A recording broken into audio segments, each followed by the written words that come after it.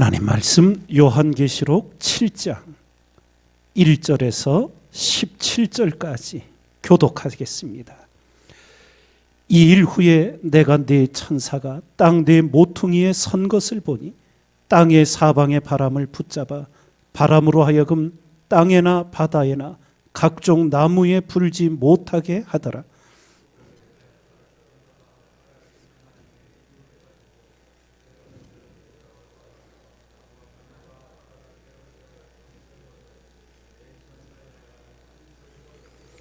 가로되 우리가 우리 하나님의 종들의 이마에 인치기까지 땅이나 바다나 나무나 해하지 말라 하더라.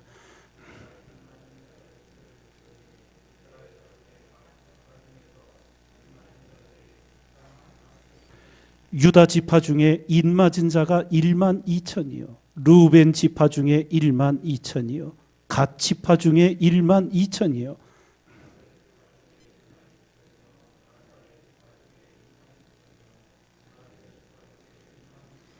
시므온 지파 중에 1만 2천이요 레위 지파 중에 1만 2천이요 이사갈 지파 중에 1만 2천이요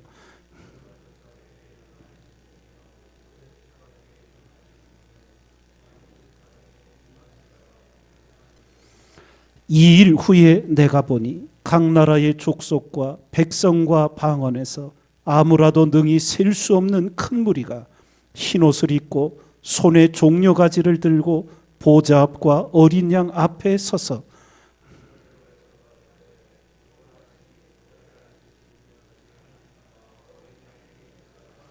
모든 천사가 보좌와 장로들과 네 생물의 주위에 섰다가 보좌 앞에 엎드려 얼굴을 대고 하나님께 경배하여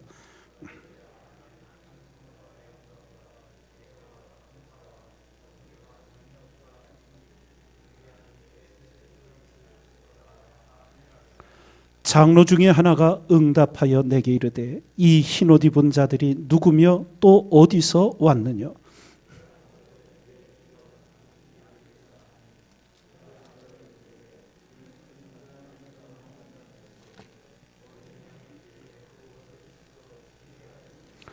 그러므로 그들이 하나님의 보좌 앞에 있고 또 그의 성전에서 밤낮 하나님을 섬기매 보좌에 앉으시니가 그들 위에 장막을 치시리니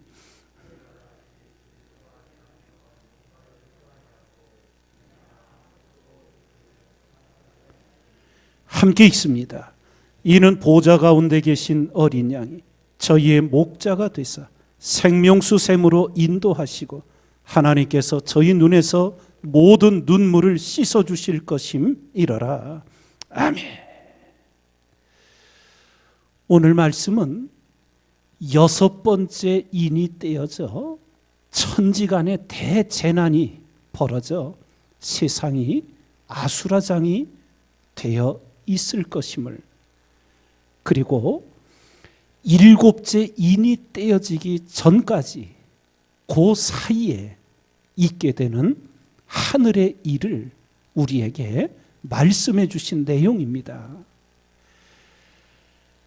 특별히 하나님의 선민 유대인의 구원이 구체적으로 언급이 됩니다. 지파마다 1만 2천씩, 그래서 14만 4천의 인맞은 유대인의 구원의 숫자가 알려지는데, 여기서 각 지파의 1만 2천 그리고 14만 4천은 실제적인 숫자가 아니라 상징적인 숫자라는 것을 우리가 알 수 있게 됩니다. 그 가장 중요한 이유는 우리 출애굽 과정 속에서 하나님은 출애굽한 이후에 시내산 아래서 각 지파의 숫자를 계수하게 하셨습니다. 그리고 가나안 땅에 들어가 또 각 지파별로 숫자를 계수하게 하셨어요. 우리가 알듯 각 지파마다 총 숫자가 차이가 있습니다. 다른 지파보다 2배 많은 숫자를 가진 인구수의 지파도 있고, 그런데 여기는 공이 다 1만 2천이라는 이 표현은 완전수라는 표현이지, 그렇게 하나님이 숫자가 각기 다른 지파들을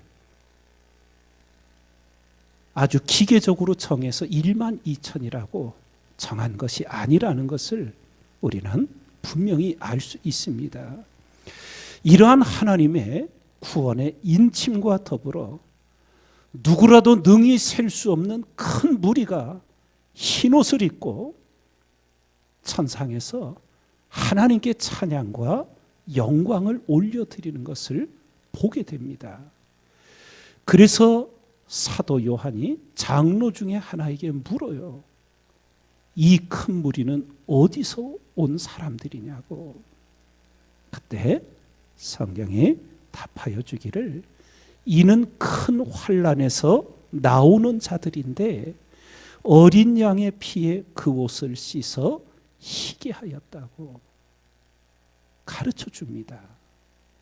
구원받은, 천상에서 하나님을 찬양하고 경배하는 이 흰옷 입은 성도들, 어린 양의 피에 씻어 옷을 희게 한 자들이다.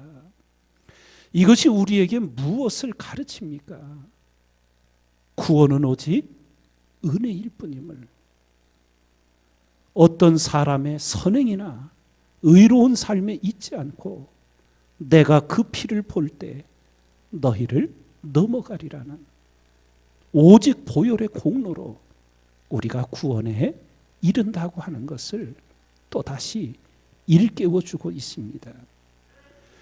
여러분과 제가 일평생 신앙의 삶을 살아가며 우리 각자가 신앙생활을 남다른 봉사, 남다른 충성, 남다른 헌신을 할 수 있습니다. 우리는 사람이기 때문에 비교가 돼요.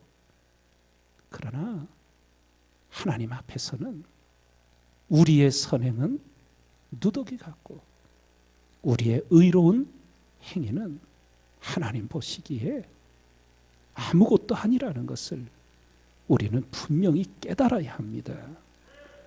인간의 기준으로 선행과 의로움을 보지 말고 하나님의 기준으로 우리는 그것을 볼 줄 알아야 합니다. 그래서 어떤 순간에도 하나님이 우리를 어디에 세워주시고 높여주시든 우리는 오직 우리의 구원과 우리의 모든 삶의 자리가 하나님의 은혜일 뿐임을 한순간도 잊지 말고 겸손한 그리스도인의 삶을 살아가야 될 줄 믿습니다. 주님께서 우리에게 말씀해 주시듯 나는 마음이 온유하고 겸손하니 나의 멍에를 메고 내게 배우라. 그러면 너희 마음이 쉼을 얻으리라고. 겸손을 잃어버리면 망하는 길밖에 없습니다. 예수님께 가장 큰 책망을 들었던 바리새인들, 그들의 신앙의 문제가 바로 영적 교만이었습니다. 자기들의 열심, 그것을 스스로 높여서 하나님이 가장 미워하시는 교만의 죄악에 빠진 겁니다. 새벽마다 우리 안에 돋아나는 이 교만의 싹을 성령의 검으로 철저히 베어버리고 나의 나 된 것은 오직 하나님의 은혜일 뿐임을 고백하며 결단코 교만에 빠져 멸망하는 어리석은 자가 되지 않도록 새벽마다 나를 쳐 십자가에 복종시키는 여러분과 제가 되어가야 될 줄 믿습니다. 그러며 주신 말씀이 주님께서 이 흰옷 입은 구원의 백성들을 생명수 샘으로 인도하시고 하나님이 저희 눈에서 모든 눈물을 씻어 주실 것임이라고 증거해 주고 있습니다. 생명수 샘으로 인도하신다. 예수님께서 유대인의 명절 초막절에 예루살렘에 올라가셔서 명절 끝날 곧 큰 날에 외쳐 서서 가라사대 누구든지 목마르거든 내게로 와서 마시라. 나를 믿는 자는 성경의 이름과 같이 그 배에서 생수의 강이 흘러나리라. 이는 저희의 받을 성령을 가리켜 말씀하신 것이라고. 여러분과 제가 예수님을 믿으며 주님이 우리 안에 모셔져 있을 때, 주님이 내 안에 계시고 내가 주님 안에 있을 때 우리 속에는 주님으로 인하여 생명수의 강이 흐르게 되어 있습니다. 이것을 우리가 풍족히 누리며 나 하나 사는 것이 아니라 우리가 가는 곳마다 있는 곳마다 내가 하나님의 생명수가 흘러가는 통로가 되어 이 땅을 사는 그리스도인이 되어가야 될 줄 믿습니다. 오늘도 예수님으로 말미암아 내 안에 생명을 살리는 영적 생명수가 흘러넘치고 있는지 스스로를 점검하시면서 우리가 이 은혜 누리면서 생명을 살리는 성도요 교회로 쓰임받아야 될 줄 믿습니다. 그러면 하나님께서 이 모든 성도들의 눈물을 닦아주실 것이라고. 성경을 보면 하나님께서 성도의 눈물을 귀히 여기신다고 알려주고 있습니다. 이웃들의 고통과 아픔을 자신의 아픔과 고통으로 느끼며 하나님께서 치유하여 주시고 은혜를 베풀어 주시기를 이웃을 위해 눈물로 간구드리는 그 눈물을 하나님이 보석보다 더 값지게 여기지 않으시겠습니까? 여러분과 저의 눈물을 주님께서 이미 지난날에도 지금도 앞으로도 닦아주실 것이지 않겠습니까? 그 은혜는 바로 이제는 우리가 주님의 이름으로 주님의 사랑으로 이웃들이 인생의 고통과 어려움 속에 흘리는 눈물을 닦아주는 그리스도인이 되라고 우리에게 먼저 은혜를 베푸신 줄 믿습니다. 새벽을 일깨어 기도하시며 이 생명수의 샘의 은혜를 확인하시고 이 땅을 살아가며 내 눈물만 닦아주기를 바라지 마시고 이웃의 눈물을 닦아주는 선한 그리스도인으로 우리 모두 살아가기를 주님의 이름으로 축원드립니다.